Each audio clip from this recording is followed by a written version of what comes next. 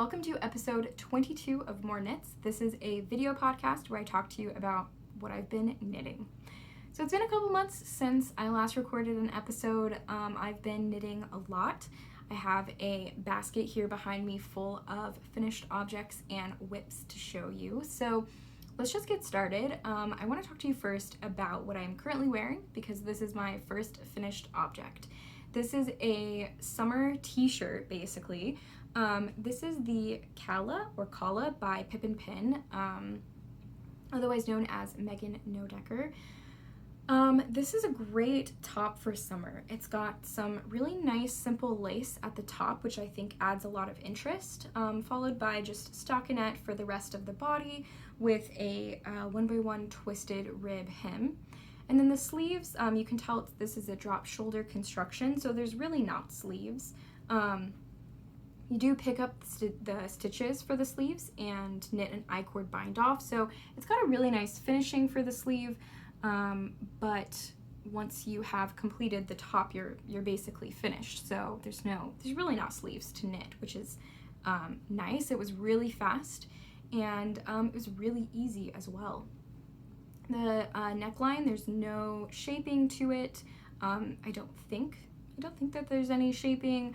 The shoulder seams are exposed and they're really easy to knit. This top is knit out of Cloud9 Fibers. Primo is the yarn, and unfortunately Cloud9 Fibers is going out. I picked this up from Webs in a closeout sale, and I think it's still available currently. They have quite a bit of Cloud9 Fibers on their website that they are trying to get rid of. So it's on sale. It's like 50% off right now, which is kind of crazy. So it's a really great deal that I got, but it is also unfortunate because this is really nice yarn and I would totally purchase this again.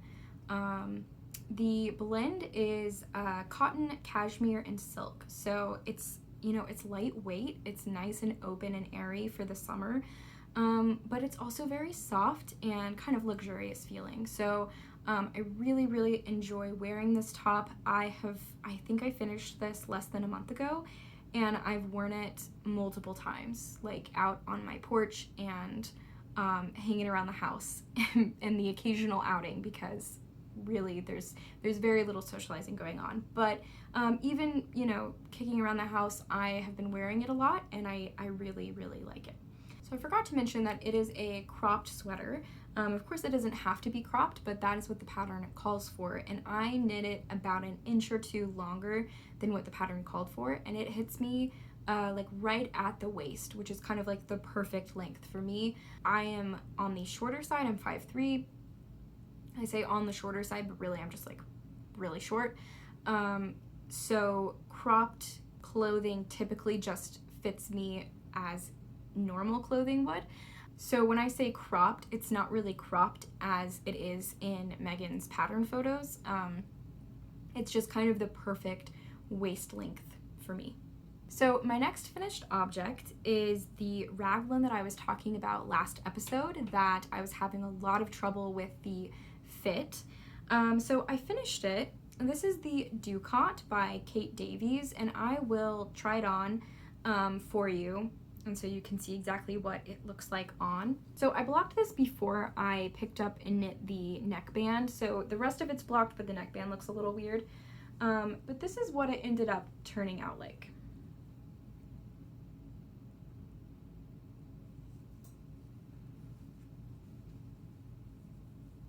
So this is just kind of your average Raglan.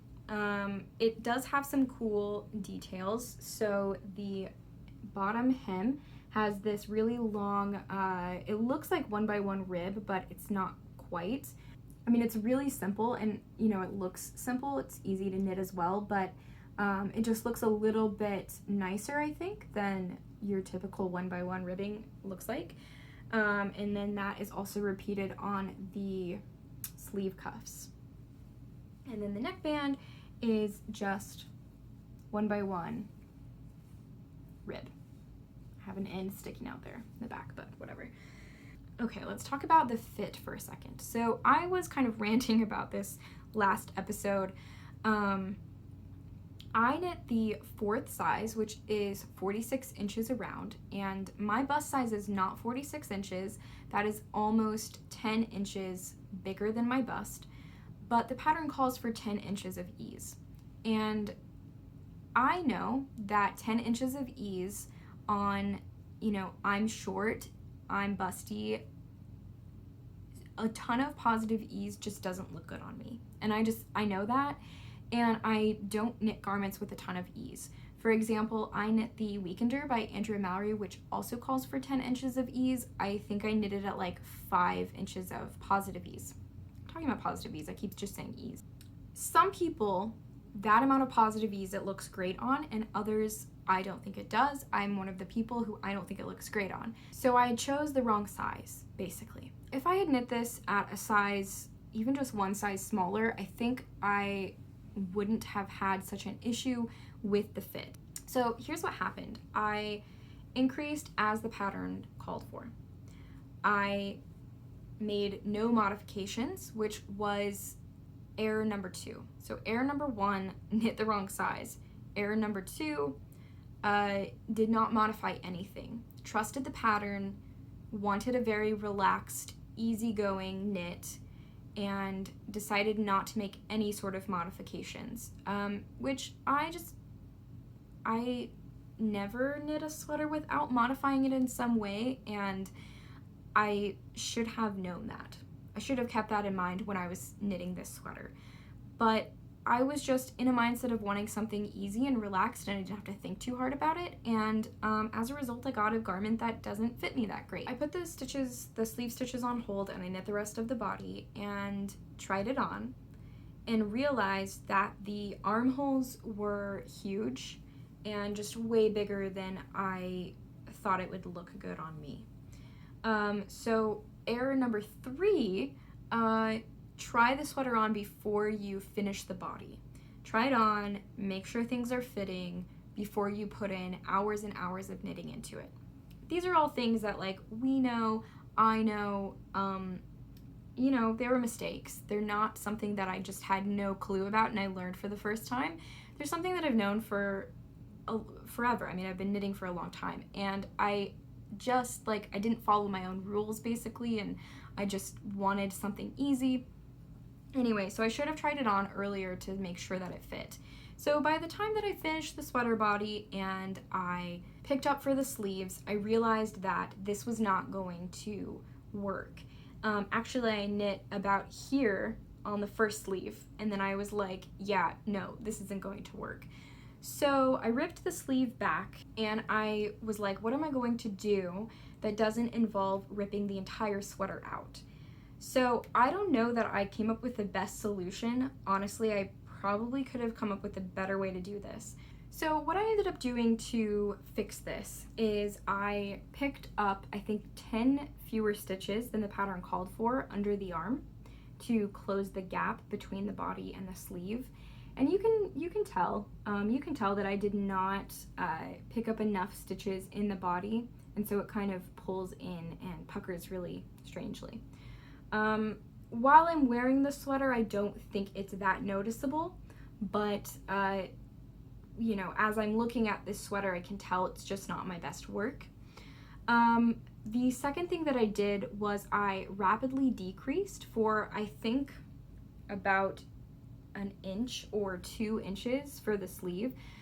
So I decreased 4 stitches every row. 2 stitches? I decreased 2 stitches every row for about 2 inches.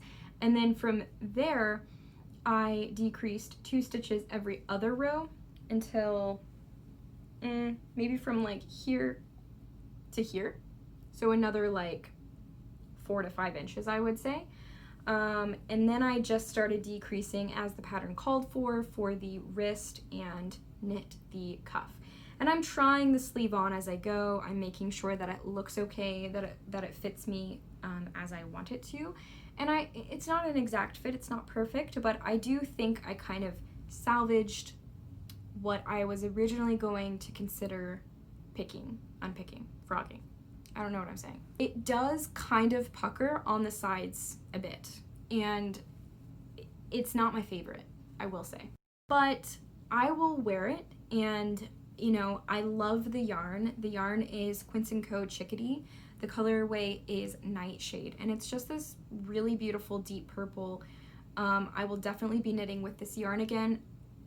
It was just so nice to knit. I mean, I loved knitting this, you know, until I noticed my mistake. I loved knitting it. I'm okay with it. I think I'm okay with it. And that's the thing with knitting, is we make mistakes, we try to fix those mistakes, maybe we should have fixed them in a better way, but this is what I ended up with, and I think it's going to be wearable, and I don't think I'm going to rip it out. So yeah, that's my Doocot. So my next finished object is a pair of socks. These are my Knit Picks Felici socks. This colorway is called Drama Club, and I don't think you can get this anymore. I think this was in their previous Felici launch. I might be wrong. They might still have this up on their website, but anyway, it is like light pink and varying shades of gray stripes. And I just did a 1x1 twisted rib cuff. Heel flap and gusset, that's kind of my go-to. That's my standard for my personal socks. And wedge toe. Yeah, a wedge toe. I knit my socks on size 0, US 0 needles, just because it gives me a tighter gauge that I like better. Yeah, so another pair of socks to add to my collection.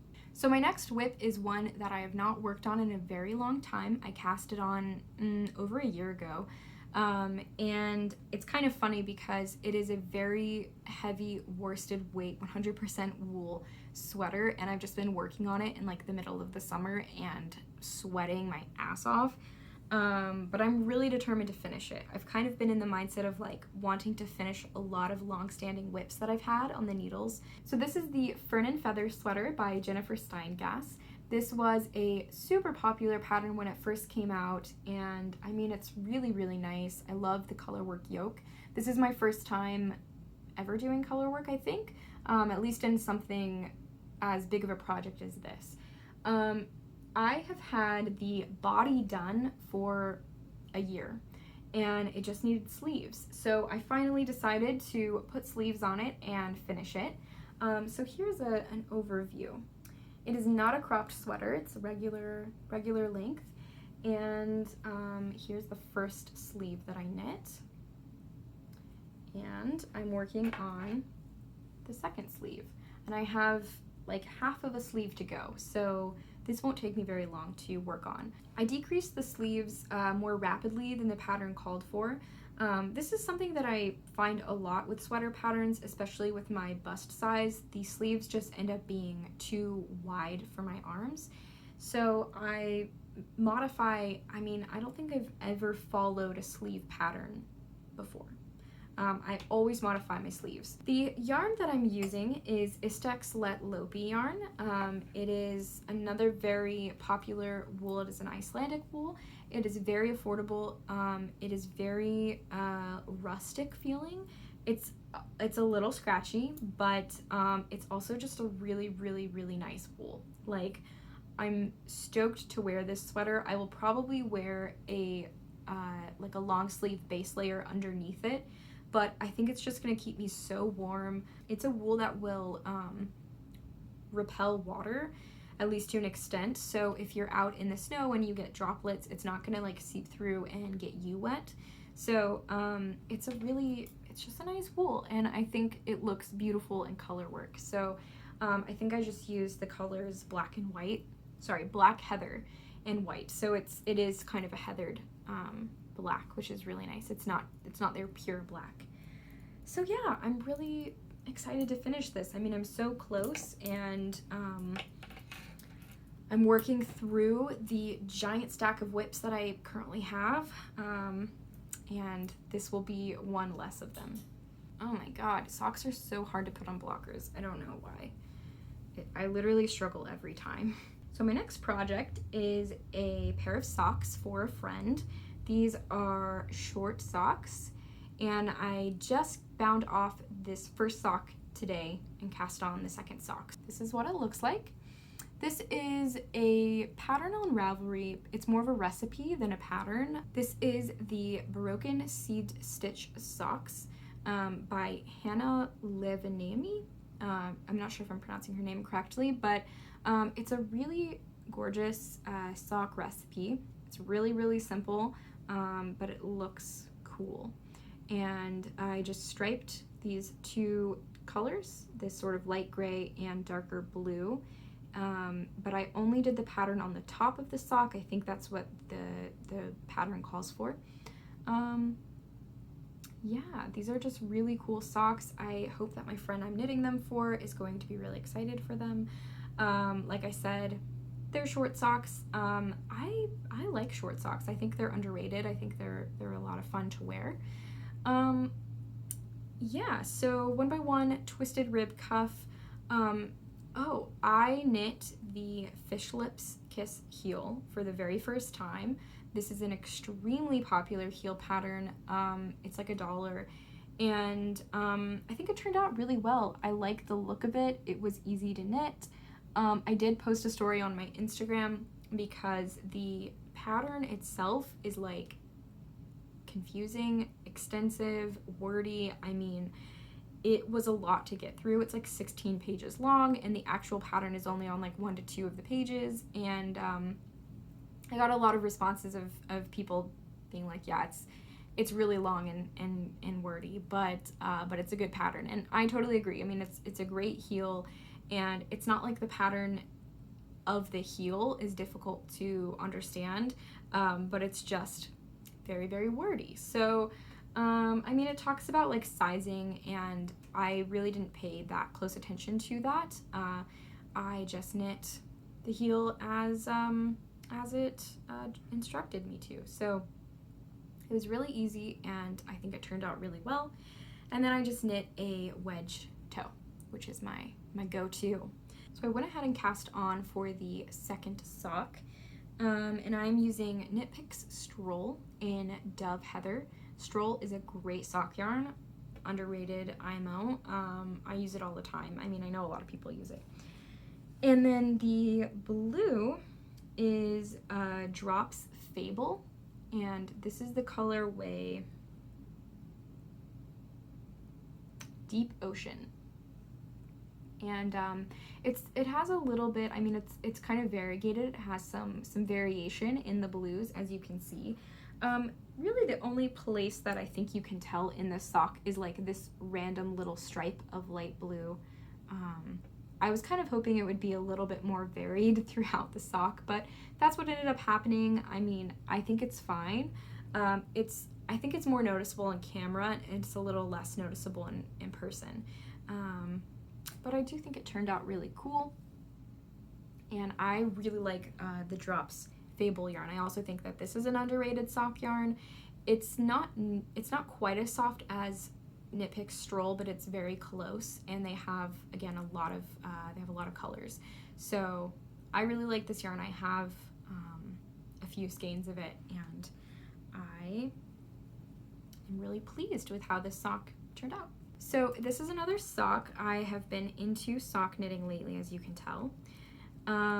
This is one of my favorite socks that I've ever knit. I think this colorway is so cool, and it's just like so different and unique, and unfortunately it is unique because it's a one-of-a-kind colorway. So I'm sorry about that if you really like it, but the dyer does still dye, so I'm not sure how many one-of-a-kind skeins they do, but they do have a lot of colorways that are really beautiful. I actually picked this yarn up in a D-stash, so I'm not sure how long ago the dyer originally dyed this colorway, but yeah, I'm kind of in love with it. I think it's awesome. The yarn is Hedgerow Yarns, and this is an MCN base, so merino cashmere nylon. It's really soft, it's beautiful. I don't typically knit socks from like luxury hand-dyed yarn, but I just had this one skein. Like I said, I picked it up in a D-stash, and what else am I gonna knit with like this one sock yarn skein? I could knit a hat, but I don't think I would wear this as a hat. So I think I'm just way more likely to wear the socks, and you know, why not treat yourself sometimes and knit a pair of socks out of really nice yarn? Why not? So I just knit the heel, and I'm working on the gusset right now. Heel flap and gusset is my go-to for myself. It just fits me really well. And then I did a 1x1 twisted rib cuff, which is apparently my go-to from now on. I mean, I really like it. It looks really nice. So yeah, working on this sock. So my last project is my granny stripe blanket. This is obviously a long-term whip that I just work on here and there whenever I feel like it. So what I do is I just make a big cake using the magic knot, and so I don't have any ends to weave in. I'm almost out of this one, but when I run out, I'll just go into my little box of yarn scraps, and I'll just cake up another skein, and again, I magic knot the skeins together so that I don't have any ends to weave in. And this is just the crochet granny, just the classic granny square pattern, but you just do it in a stripe instead of increasing around in a granny square. This is huge. It is honestly too big, but I've been working on it, so I'm just gonna keep going. I think it's like a king bed size in the US. I don't know if there's a difference between other countries, but in the US, I think it's a king size.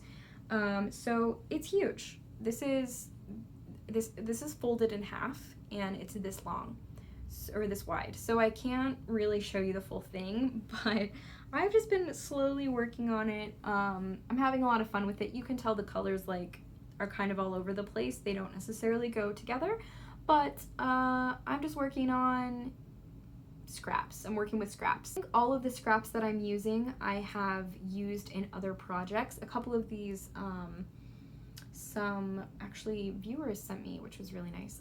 But other than that, they are all scraps that I've used in other projects, or scraps from other projects.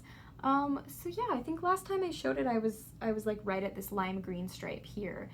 So that's a pretty good chunk, and yeah, I'm having a lot of fun with it. I'm really excited for it. I think it'll just be really nice to have a blanket that I've made. I don't usually have the patience for blankets, but this is really the only like crochet project that I ever have on the hook at one time. So it's fun when I just want to kind of change it up a little bit. I will work on this instead of any one of my knitting projects, and it's just really fun and relaxing to work on. Oh, and I forgot to mention I'm using an F 3.75 millimeter crochet hook, and all of my scrap yarn I am using is fingering weight. So those are all of my projects. I hope you enjoyed, and I will see you next time.